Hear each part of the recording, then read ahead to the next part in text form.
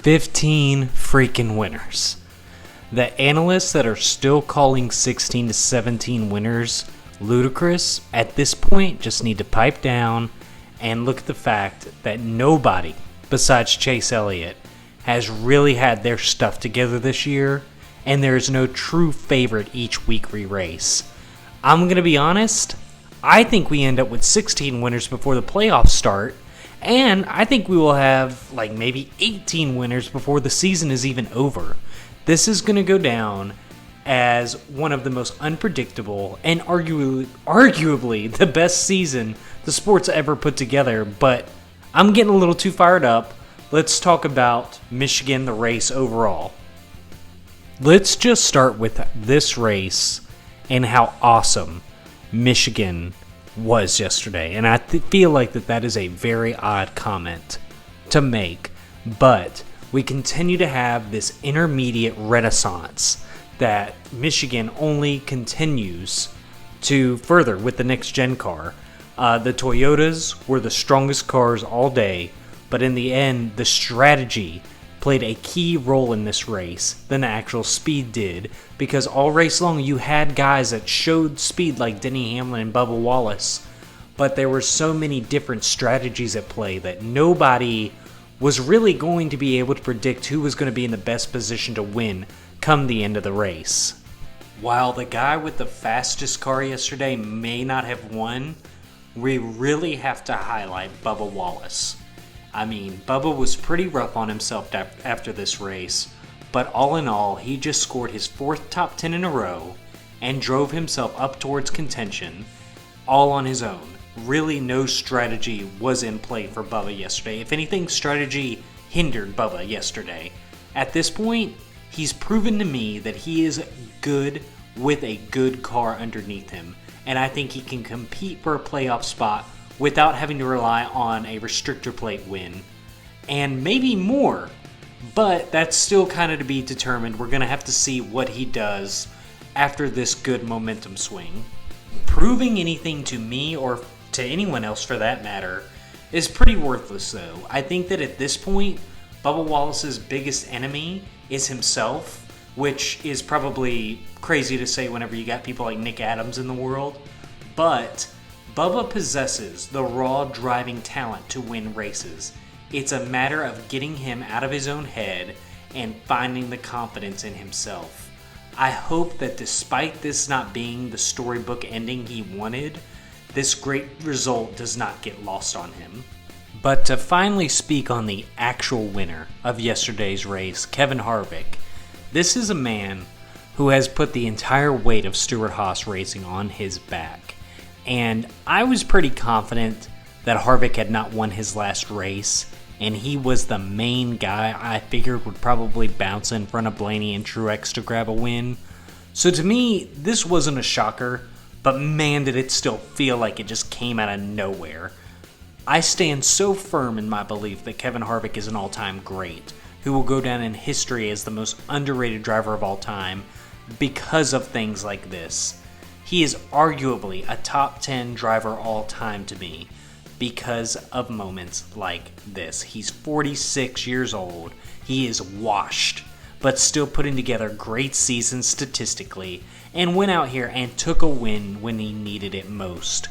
Overall, it was an awesome performance by Harvick, and it capped off an awesome race. I was just really shocked to see NASCAR hold their flag at the end whenever Daniel Suarez's tire began to come apart, because in that moment, I thought it should have been a caution. But to be fair, it was clearly not needed. They showed restraint, NASCAR did that is, and I think they're in a better light today because of that. It would have made a lot of sense for NASCAR to throw a caution and allow Bubba a chance at a win, because let's be realistic, it would have been a much better storyline and marketing for Wallace to win that race over Harvick. But they resisted, they kept the Bubba haters from being able to call it a Mickey win, and they kept conspiracy theorists from adding another page to their book. Overall, it was a good day for the sport. There are only two guys that should walk away from yesterday's race sick to their stomach, and that is Ryan Blaney and Martin Truex Jr., because Blaney is second in points, Truex is 4th, but both of them are in real dangers of not making the playoffs. I don't think that either one of them have anyone to blame but themselves. And I'm just going to be very blunt. They have both been very consistent this year. They have consistently been up front all year long. I mean, they are both tied for the second best average finish of drivers this year. They are both only behind Chase Elliott in average finish. And yet they have both watched 15 drivers find a way to win a race while they are sitting there in just complete sitting on the edge of not making the playoffs. And to be very honest, majority of those 15 that have won this year haven't even held a candle to what either of them have done this year. So I think we're going to get 16 winners before the playoffs, and I'm honestly not too sure that it will be either Blaney or Truex. We're coming up on Richmond, Watkins Glen, and Daytona, all of which possess a mix of hope and challenge for each of them.